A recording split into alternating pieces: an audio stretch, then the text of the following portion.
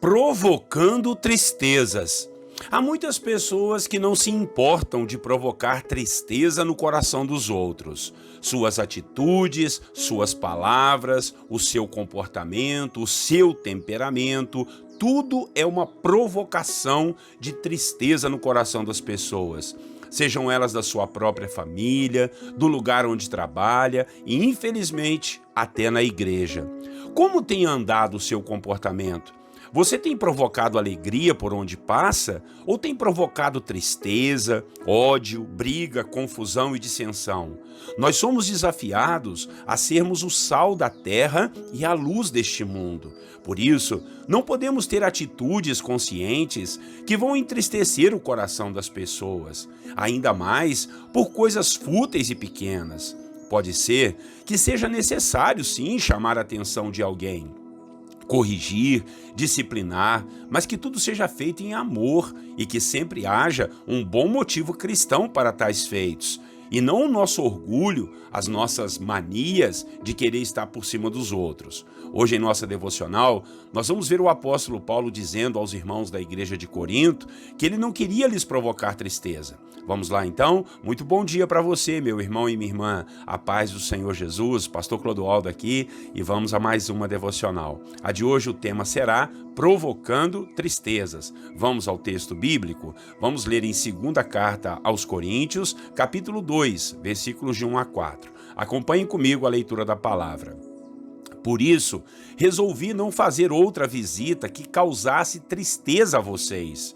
Pois se os entristeço, quem me alegrará senão vocês, a quem tenho entristecido? Escrevi como escrevi, para que quando eu for, não seja entristecido por aqueles que deveriam alegrar-me. Estava confiante em que todos vocês compartilhariam da minha alegria, pois eu escrevi com grande aflição e angústia de coração e com muitas lágrimas, não para entristecê-los, mas para que soubessem como é profundo o meu amor por vocês. Irmãos e irmãs, como já disse a vocês, a 2ª carta de Paulo aos Coríntios é uma reconciliação do apóstolo com a igreja, pois muitos daquela comunidade sentiram-se ofendidos pelas exortações dele em sua primeira carta. Aqui no capítulo 2, Paulo então esclarece que não queria visitá-los para lhes provocar tristeza, pois eles eram a sua alegria, e se ele fosse até a igreja e todos estivessem tristes com ele, ele também ficaria triste em seu coração. Segundo o que Paulo diz a eles, ele tinha um amor muito profundo àqueles irmãos. Tanto é que escreveu essa carta com aflição, com angústia de coração e com muitas lágrimas. Paulo queria a reconciliação, não que ele estava se desculpando pelo que havia escrito e exortado a igreja, pois ele estava sendo usado por Deus e aquilo foi necessário. Mas como bons cristãos, devemos ter o coração aberto e não ficar guardando mágoas, ainda mais quando a correção é para o nosso bem-estar espiritual e para a nossa salvação. Aqui ainda nesse capítulo, ele trata de aconselhar a igreja a restituir a alegria de uma pessoa que havia sido corrigida pela igreja por suas atitudes contra a pessoa do apóstolo Paulo. Ele diz que a pessoa é digna de perdão e de compreensão e não poderia ser dominada por excessiva tristeza. Essa atitude é uma atitude cristã e, fazendo isso, o diabo não iria ganhar vantagem sobre eles, segundo o que o apóstolo diz, derrubando alguém do nosso batalhão de guerra contra as forças das trevas. É preciso sim a disciplina e a correção na igreja, mas é muito mais importante a reconciliação e o perdão, para não provocar feridas no coração das pessoas contra a igreja de Cristo. E no final, Paulo trata a respeito do nosso testemunho cristão quando praticamos tais coisas, pois nós somos como um bom perfume de Cristo para esse mundo que anda em tantas podridões. Mas eu quero meditar e refletir sobre o início desse capítulo aqui na carta, onde ele diz que não queria provocar tristeza no coração daqueles irmãos. Nós podemos aprender muito com essa postura, Podemos aprender muito com essa palavra do apóstolo Paulo. Podemos aprender a não provocar tristeza no coração das pessoas. Muitas vezes, nem nos importamos com isso. Às vezes, criamos até alguns ditados que mostram nossa personalidade pronta para atacar os outros. Tipo aquele assim, quem pode mais, chora menos. Ou seja, se eu tenho mais poder, eu é que vou fazer os outros chorarem. Misericórdia. Isso não é a atitude de um cristão. Nós não fomos chamados para entristecer os outros. Não fomos chamados para adoecer as pessoas. Não fomos chamados para fazer os outros chorarem. Fomos chamados para abençoar vidas, para mostrar-lhes o caminho da verdade, mostrar-lhes o caminho da verdadeira alegria que é Cristo. Por isso, muitas vezes é melhor ficarmos quietos do que ficar falando algo que entristeça as pessoas. Se por acaso soubermos que entristecemos alguém, o caminho é o perdão, é o pedido de desculpas e o arrependimento verdadeiro. E não é fazer isso só para aqueles que temos alguns interesses, não, irmãos, mas fazermos para todos que porventura ficarem tristes conosco. Somos muito tentados a falar o que vem à nossa cabeça. Somos tentados a ter comportamentos que apenas satisfazem a nós mesmos. Muitas vezes, não nos preocupamos com o que vai ferir o nosso semelhante, com o que vai ofender a outra pessoa. Volto a te dizer, a vida cristã não é assim. Não devemos falar, agir ou praticar coisas com outras pessoas que não gostaríamos que fizessem conosco da mesma forma. Então, coloque-se no lugar do outro quando você for falar ou agir. Veja, analise, pense, ore para perceber se não vai provocar tristeza no coração de alguém. Um coração entristecido é como uma porta trancada, nos diz lá em Provérbios. É assim que Satanás ganha vantagem sobre nós.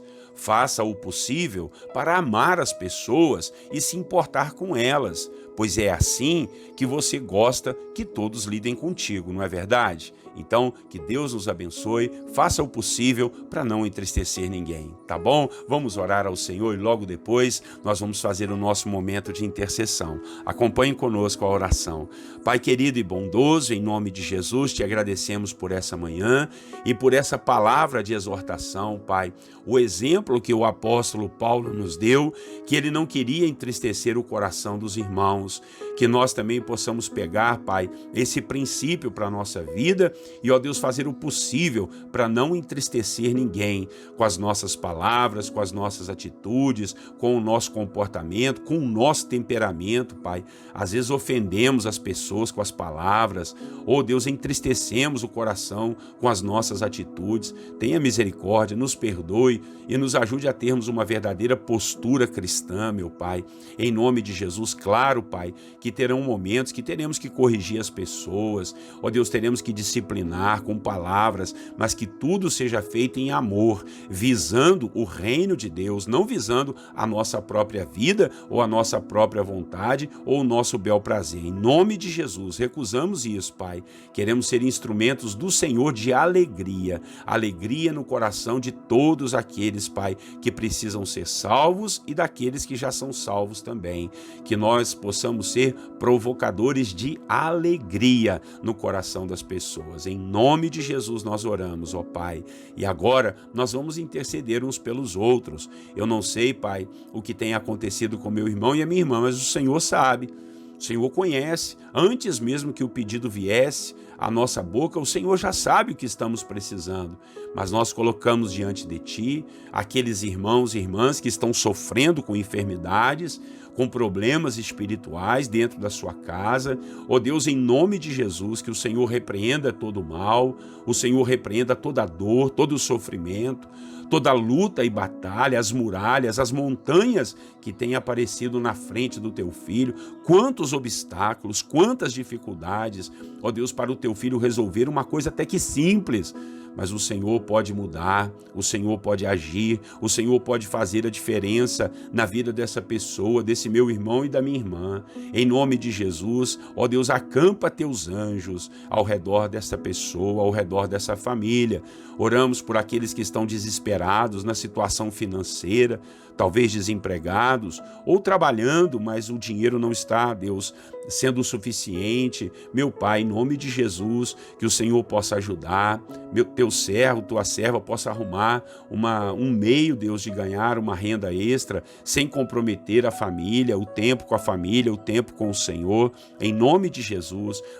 Deus, que o Senhor possa colocar no coração do teu filho sabedoria, inteligência e capacidade para ser uma bênção, em nome de Jesus, meu Pai. Oramos pelos jovens, pelas crianças, abençoe aqueles que estão para se casar, estão noivos, aqueles que querem um casamento, abençoa, para realmente, Deus, aparecer um esposo, uma esposa para esse filho que está clamando ao Senhor. Oramos pelos casais, aqueles que já estão casados, passando lutas e aflições em suas famílias, problemas com os filhos, problemas financeiros, problemas entre o casal, que o Senhor possa ajudar em nome de Jesus. Oramos por aqueles que têm clamado por libertação, quebra as cadeias, derruba as muralhas, repreende os demônios, Pai. Manda embora toda a força do mal. Proteja-nos com uma redoma de fogo do Senhor, meu Pai, para que nenhuma seta do inimigo venha agir, operar e, ó Deus, nos atrapalhar a vida contigo.